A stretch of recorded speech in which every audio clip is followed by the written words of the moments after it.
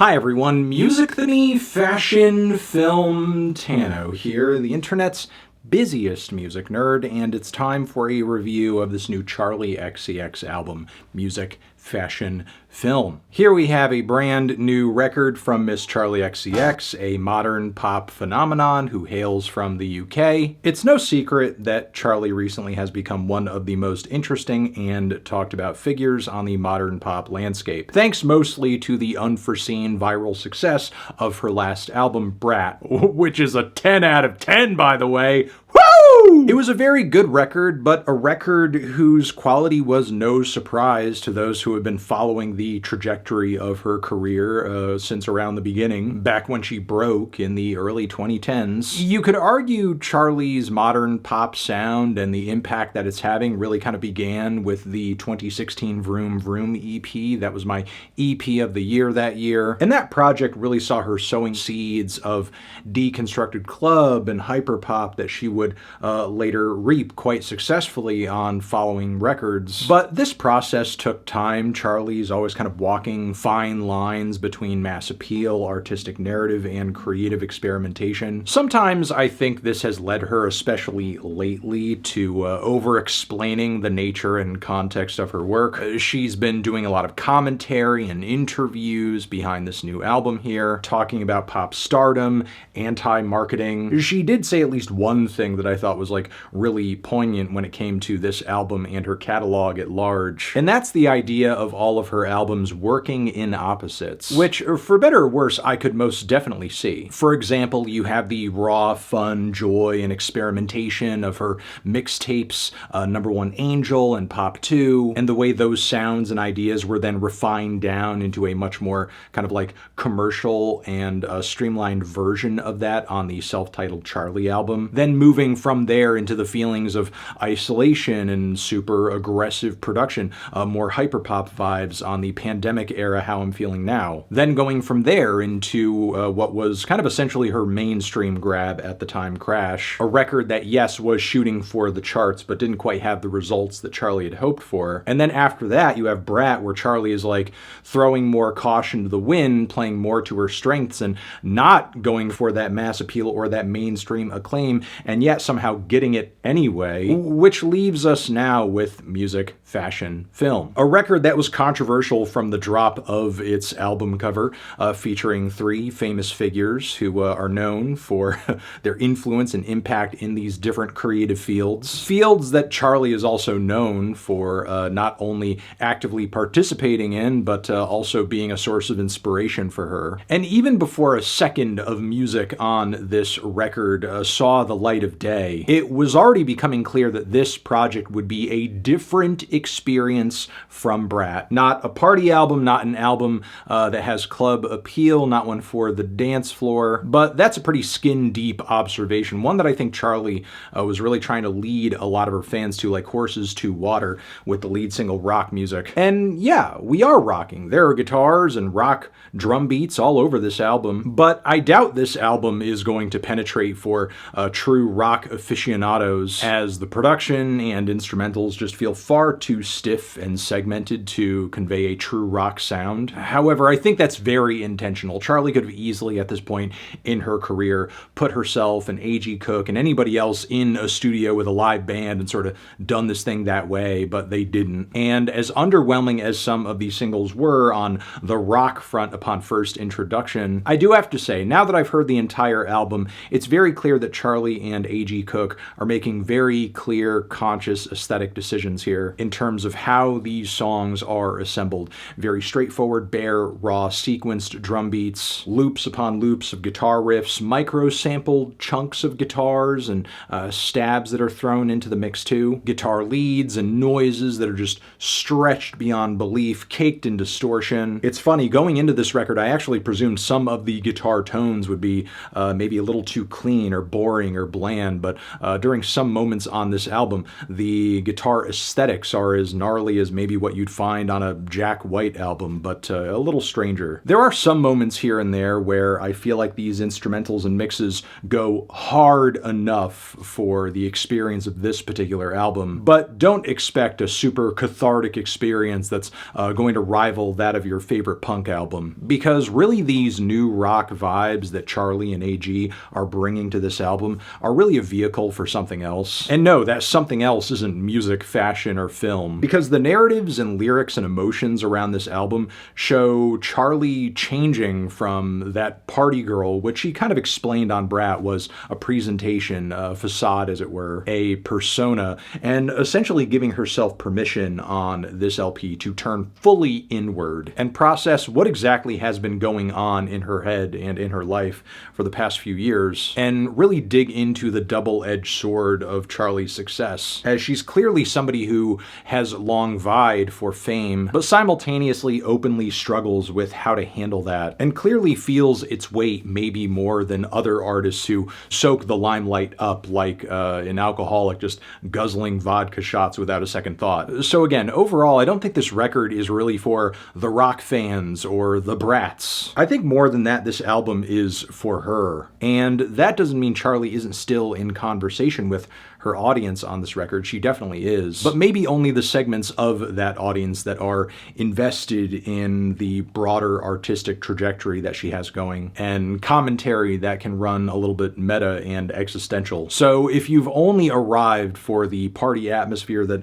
Brat brought to the table, you might want to sit this one out, especially since the table has been snorted clean of any trace of cocaine at this point. So yeah, this whole record starts off with rock music, a cheeky single, and maybe the most outwardly fun song on the entire album. I wasn't crazy about it as a teaser, but I definitely appreciate it a lot more as the kickoff to this thing, because not only is it pretty catchy between its roaring riffs, campy talk-sung vocals, and little skippy edits on the chorus, but it's also a nice moment of levity before we are tossed into pits of despair, which we begin to step into on Spring Summer 26, which is a lot moodier off the jump between its easygoing drum machine beats and clean guitar tones, Charli bringing a super dry, intimate vocal to the table and singing as gently as possible. It's on this track that we first see the title referenced, music, fashion, film, and these things aren't mentioned in a moment of reverence for these art forms or the light that these things bring to Charli's life. No, she actually talks about feeling disillusioned with these things, or at least feels that they will not save her or us in the midst of the world going to hell. It's not that these things don't still matter per se, but they feel a lot smaller and less important during a time when, again, the state of things is not so great. We also, again, like I said, have meta commentary in the lyrics of this track. Charli referencing her politics, Kamala is Brat, her heritage, and those not maybe giving her the acceptance or mainstream juice that she was hoping for once she actually did kind of get like that mass appeal type exposure. It's a little cynical, but also her kind of reckoning with the foolish presumptions that she had of fame before she felt like she really truly attained it. The song Card Decline pulls us even further into these feelings of disenchantment with regard to materialism, clothing, bags, new looks, new personas. None of these things for Charli are maybe fulfilling in the way that they once were or were expected to. Between the heavy beats, scuzzy guitars, and depressed vocals, you really feel intensely the negativity of this song, which also features this warped, stretched, absolutely miserable finish that's honestly strange, nightmarish, and kind of unnerving. The song Camera has some of the most interesting production on the record, all of these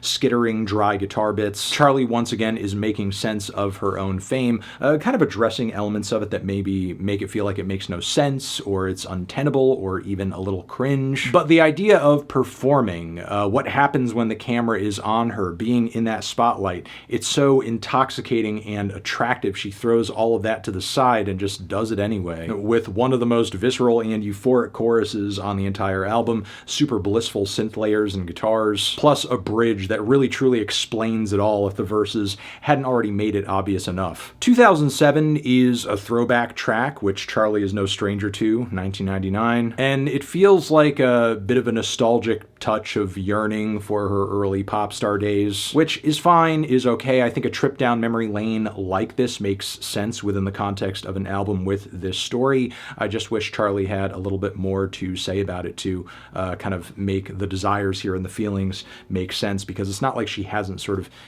expressed similar sentiments before. What does this song add to those previous moments where she was doing something similar? That's the question. I'm Afraid, though, is another moment on this record where Charli, yes, once again, is addressing previously expressed feelings of fear and worry that she is a bad lover, somebody who kind of ruins the relationships that she enters into. She is doing that once again here with what I would say are like some Nirvana Unplugged vibes. Raw acoustic guitars, pained lead vocals that are very low-key, but still very, very, very heart-wrenching. And what sounds like some booming double bass, too. And Charli is, once again, essentially tortured by this idea that she's going to fuck up her relationship, fuck up her marriage entirely. Which, again, similar sentiments expressed before, but with her being married now and the point that she's at in her life, it feels like the stakes are even higher than they've ever been. Making this, I would say, the most emotionally intense track that she's ever sung with, these kinds of themes. The song, yeah, is kind of a silly detour with some of the heaviest guitar passages on the entire record, yes. That's definitely a cool thing about it, but I kind of wanted a little bit more from it on the lyrical side, especially given how obvious, like, the topic and point of this song is. Charli addressing not only her own kind of, like, fickle creativity, willingness to go in different directions, try different things, feeling hot and cold on different ideas at different times, but also kind of experiencing the audience going through something similar. Oh, you don't want this, you're not into this. Oh, lo and behold, you're like into this now all of a sudden. That's a valid point, and I think like idea to relay on a record like this, but I wish she kind of was a little bit more balls to the wall in terms of like what she's really trying to get across here. Trying to avoid laying it all out there on an album that is pretty much laying it all out there and more on every other topic that is addressed in its track list seems a little uncharacteristic. Following this, though, I do like Wink Wink, a track that to my eyes and ears is all about a loss of innocence and kind of explaining maybe to detractors that the bad girl, party girl, cokehead persona that she has kind of been, painted with, that she has knowingly played into, isn't necessarily the real her. I especially like the production on this track, another pumping chorus with lots of synthesizers, some strange deflating background vocals that are ear-grabbing from the moment they appear. And then as we move into the final leg, this project continues to dish out interesting moments like Persona, which I think is really like the girl so confusing of the album. In terms of when reading the lyrics, I really wonder who the hell this is about, as the track seems to paint a dynamic within a friendship that is very complicated and frustrating, with all of the weird characteristics of this connection being buried within layers of fried, distorted, stretched guitars, really the weirdest guitars on the entire album. It sounds like an 80s pop rock tune, but demented. It's not my favorite track here, but sonically it is attention-grabbing for sure. Magic Metal Montana is very clear in its themes and intentions. It is a tribute to one of her closest friends and collaborators, A.G. Cook. It's a wonderful, cute, endearing little commentary, but one that is kind of bittersweet as well, because as somebody who has been following Charli's career for a while, it's hard not to feel as if her motivations are painted at least a little bit by the tragic loss of Sophie, this person who obviously at one point was one of her most significant and inspiring collaborators who suddenly she lost, and then had to wrestle with the regret of having not said everything she wanted to say and having to live with where things were left off. It's clear that she doesn't want to make the same mistake with AG, and honestly, that's pretty moving motivation. It's from there that it's pretty logical for Charli to kind of off-ramp into these feelings around mortality and death and legacy on the closing track, which features words from the great David Cronenberg. From what I understand, I guess the audio David has on this track comes from an interview and a conversation Charli had with him, where he relayed, I guess, like a near-death experience, and in this moment, when he was facing his own death, he didn't really think at all about art, his own art, how he would be perceived after he passed away. And this led almost to an ego death moment, which I think this track is very much about. And I want to make it clear, though, this is like a very sweet, catchy, almost I would say weirdly feel-good moment at the finish of the record, because it's not like a dark, nihilistic, oh, we're all gonna die, nothing matters sort of thing. It's more, we're all gonna die and nothing matters sort of thing. There's almost like a freedom in that realization that after we're gone and it's all gone, everything that we're worried about and stressed about and anxious about is no longer gonna be weighing on us anyway. So why allow it to control how you feel and what you do now? But yeah, overall, I loved this record. Maybe not quite as much as Brat, and there are moments where its honesty and how unfiltered it is striking and beautiful, and I think wonderful in terms of like what makes it appealing. If anything, from tracks like Yeah and then maybe 2007, I was really hoping for just more of that. Get more unfiltered, get more honest, get more open. Yeah, to put it bluntly, I don't think what Charli and AG were doing on this record was a bad move. If anything, they could have pushed it even further than they actually did. But for what music, fashion, film actually is and what it actually accomplished, it's still really great and a truly special record in her catalog, even if it doesn't manage to gain the same amount of commercial and critical acclaim that its predecessor did. Because again, with the lesson that this album is trying to relay, this album doesn't need to do that. Who cares? What does it matter? The joy of life and experiences and friends and so on and so forth are far more significant than trying to build up, a legacy that is ultimately going to be out of your control, especially once you're dead anyway. I'm kind of going on, but again, I love the songs on this record. I love the messaging of this record. I love the aesthetics and production. I like the lyricism and what Charli's trying to get across here. I'm feeling a light to decent 8 on it. Transition, have you given this album a listen? Did you love it? Did you hate it? What did you rate it? You're the best, you're the best. What should I review next? Hit the like if you like. Please subscribe, please don't cry. Hit the bell as well. Over here next to my head, it's another video you can check out. Hit that up or a link to subscribe to the channel. Anthony Fantano, Charli xcx, forever.